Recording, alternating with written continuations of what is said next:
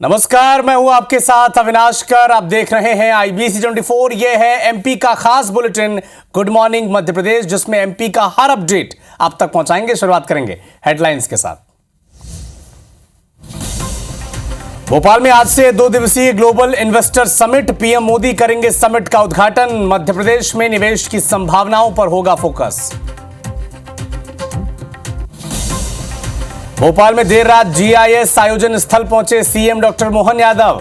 कार्यक्रम स्थल का लिया जायजा, कहा समिट से मिलेंगे अच्छे परिणाम। जबलपुर में गैर ब्राह्मण कथावाचक को कथा करने से ब्राह्मण समाज ने रोका। विरोध में ST SC OBC समाज के लोगों ने थाना घेराव किया। पुलिस से की रोकने वालों पर कार्रवाई की मांग। चैंपियंस ट्रॉफी में भारत ने पाकिस्तान को पटका। विराट कोहली ने जड़ा नाबाद शतक, खुशी से झूमते नजर आए MP समेत देश भर के फैंस।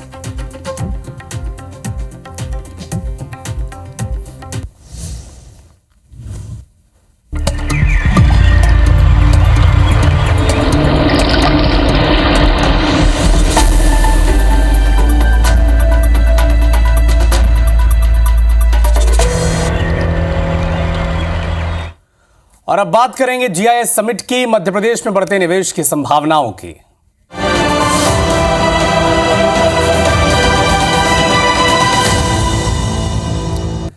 तो भोपाल में आज 2 दिवसीय GIS का शुभारंभ होने जा रहा है। राष्ट्रीय मानव संग्रहालय में पीएम मोदी शुभारंभ करेंगे। MP में निवेश की अनंत संभावनाओं पर फोकस रहेगा ये समिट। पीएम मोदी MP की 17 पॉलिसीज लॉन्च करने जा रहे हैं। कौन कौन इसमें शामिल होगा ये भी आप देखें और समझें।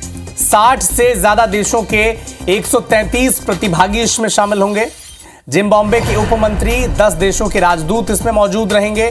8 देशों के उच्चायुक्त, 7 देशों के कॉन्सुलेट जनरल, 133 विदेशी प्रतिभागी, ये सब GIS में शामिल होने जा रहे हैं। 300 से ज्यादा कंपनियों के MD, CEO, COO ये सब हिस्सा लेंगे। और देखिए बड़ा नाम कौन है, अडानी समूह के अध्यक्ष गौतम अडानी, बिरला समूह के कुमार मंगलम बिरला, MSME सेक्टर में बिजनेस करने वाले 10,000 उद्योगपति, ये सब इसमें शामिल होने जा रहे हैं। सबकी नजर इस पर है। और सबसे बड़ा चेहरा इस GIS का अगर कोई है वो है देश के प्रधानमंत्री नरेंद्र मोदी। वो 2 दिवसीय भोपाल दौरे पर हैं। कल वो बागेश्वर धाम थे, शाम को भोपाल आ गए और आज सुबह कुछ ही देर बाद वो GIS का उद्घाटन करने जा रहे हैं। चूंकि भोपाल में आज GIS का आगाज होना है, इसीलिए कार्यक्रम स्थल का जायजा लेने देर रात सीएम डॉक्टर मोहन यादव कार्यक्रम स्थल पहुंच गए। राष्ट्रीय मानव संग्रहालय जहां पर यह कार्यक्रम होना है, निरीक्षण किया, जायजा लिया तैयारियों का और कहा कि मध्य प्रदेश को बहुत कुछ मिलने वाला है। जरा सुने क्या क्या मुख्यमंत्री ने। मैं मान के चलता हूँ आज के इस दौर में यशस्वी प्रधानमंत्री के नेतृत्व में बहुत तेज़ी से बढ़ने वाले प्रदेशों में मध्य प्रदेश जब आया है, तो मध्य प्रदेश को हमारी आर्थिक प्रगति की दर और तेज़ करने के लिए इसी प्रकार के इन्वेस्टमेंट के कार्यक्रम करने की ज़रूरत है। मुझे इस बात की प्रसन्नता है कि हम रीजनल इंडस्ट्री कॉन्क्लेव करते हुए संभाग पर जब हम अलग से अच्छे से आयोजन करते हुए जब ग्लोबल लेवल पे आए हैं, तो ये उस स्तर का आयोजन हो रहा है जिसने भोपाल में इसके पहले इस तरह का आयोजन कभी नहीं हुआ है। और भोपाल का ये आयोजन उद्योग जगत के लिए भी उतना ही आनंद और विश्वास का है, जिस भरोसे से लोग हज़ारों किलोमीटर की यात्रा करके यहाँ आ रहे हैं। सरकार के माध्यम से मैं सभी का स्वागत करता हूँ, अभिनंदन करता हूँ। और यशस्वी प्रधानमंत्री 2 दिन विकास के लिए पूरा समय दे रहे हैं, ये हमारे लिए और सौभाग्य की बात है। और अधिक जानकारी के लिए हमारे 2 सहयोगी भोपाल से हरप्रीत कौर रीन भी हमारे साथ जुड़ चुकी हैं। नवीन, सबसे पहले आपका रुख करेंगे। बड़ी महत्वपूर्ण ये समिट है, प्रधानमंत्री उद्घाटन करने जा रहे हैं। उद्योगपतियों से भी 1-to-1 चर्चा होगी, ऐसी खबर निकलकर सामने आ रही है।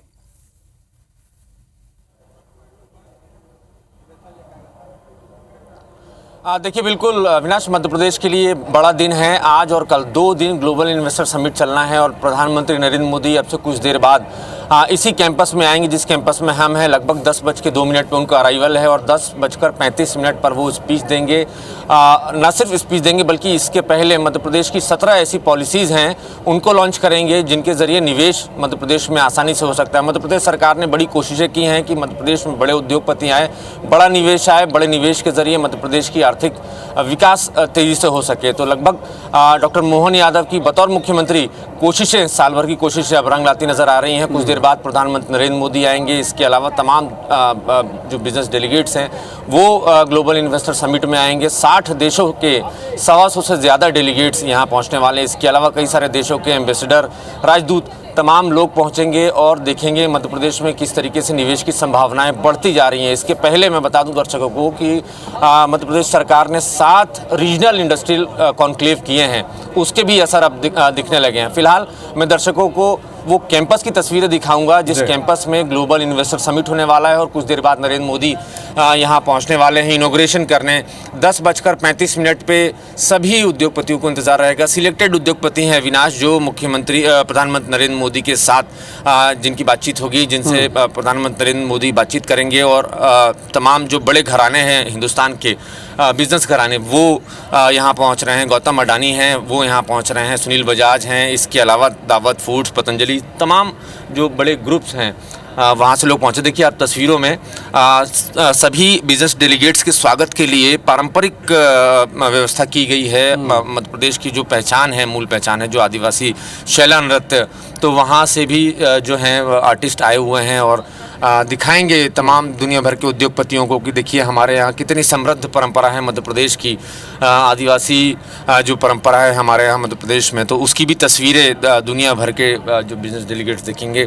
और इसके अलावा मैं आपको दर्शकों को दिखाऊंगा, देखिए जिस तरीके से सेशन होने हैं उन सेशंस के लिए पार्टनर कंट्री लाउंज, ये तस्वीरों में आपको सामने नज़र आएगा।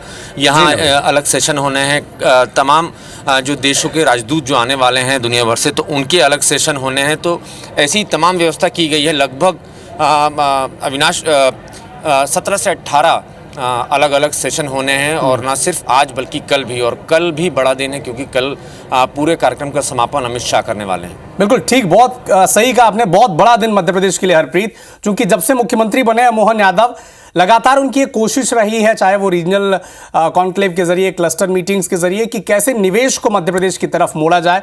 और जो सपना, जो विदेश दौरे लगातार उन्होंने किए, यूके, जापान, ये सब से होता हुआ जो मूर्त रूप ले रहा है आज का दिन, बड़ा दिन पीएम मोदी उद्घाटन करने जा रहे हैं। हरप्रीत,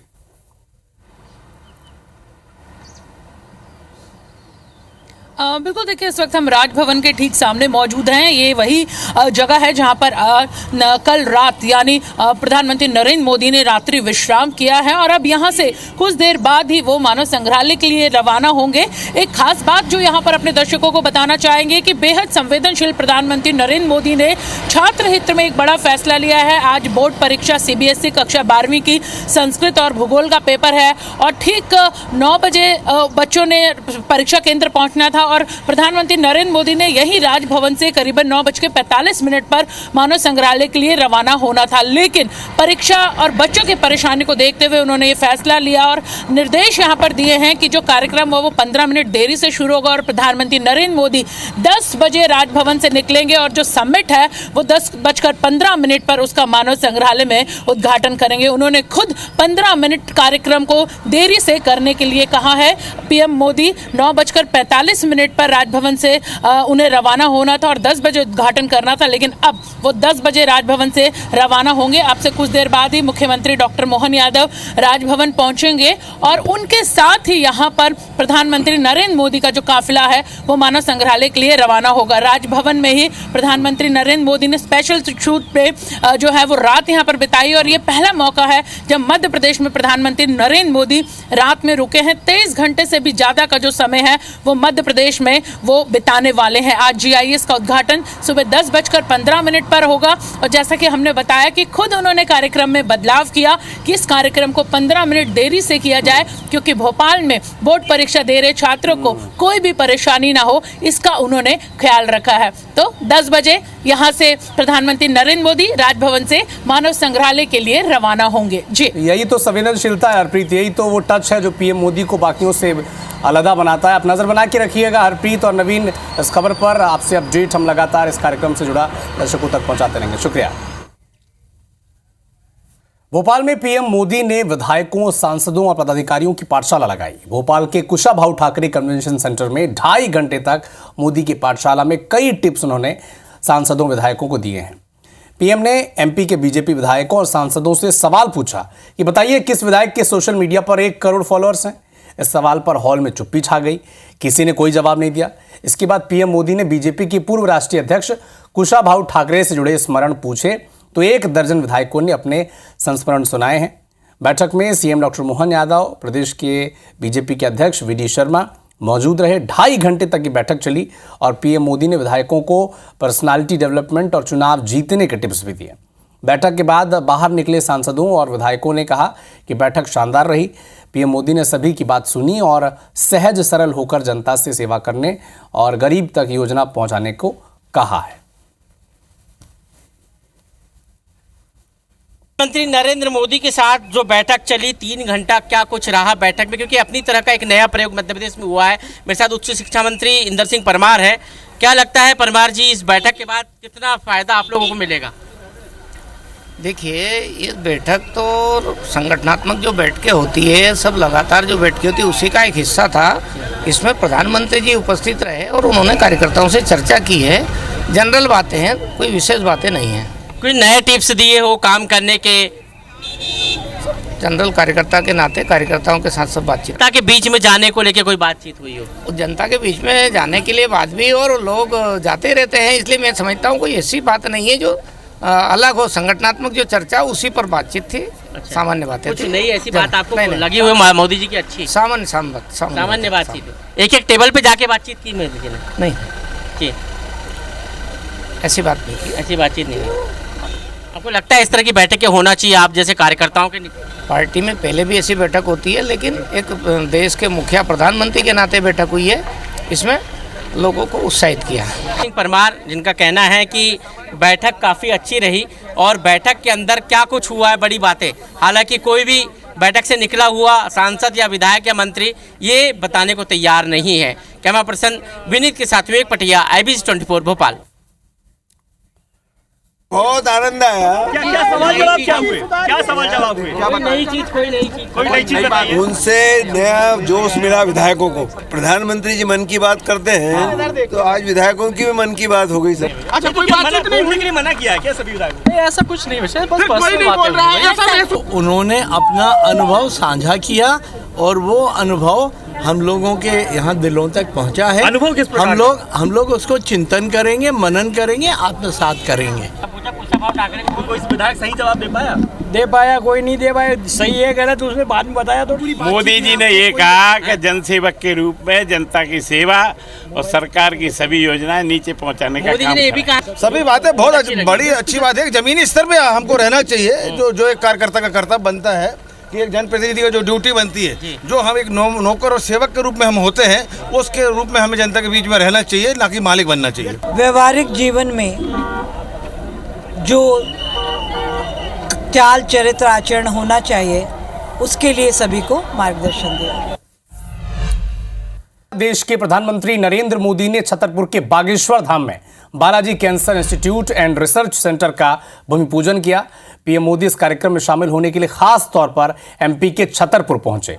बागेश्वर धाम के पीठाधीश्वर धीरेन्द्र कृष्ण शास्त्री, मुख्यमंत्री डॉक्टर मोहन यादव, बीजेपी के प्रदेश अध्यक्ष वी डी शर्मा, इन्होंने पीएम मोदी की अगवानी की।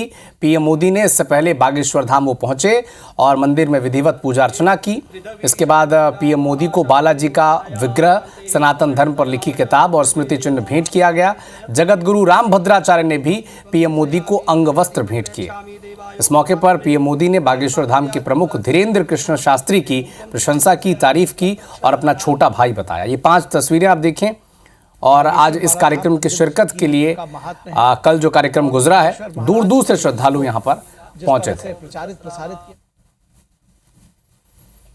हमारे समाज को बांटना, उसकी एकता को तोड़ना ही इनका एजेंडा है। इस माहौल में मेरे छोटे भाई धीरेन्द्र शास्त्री जी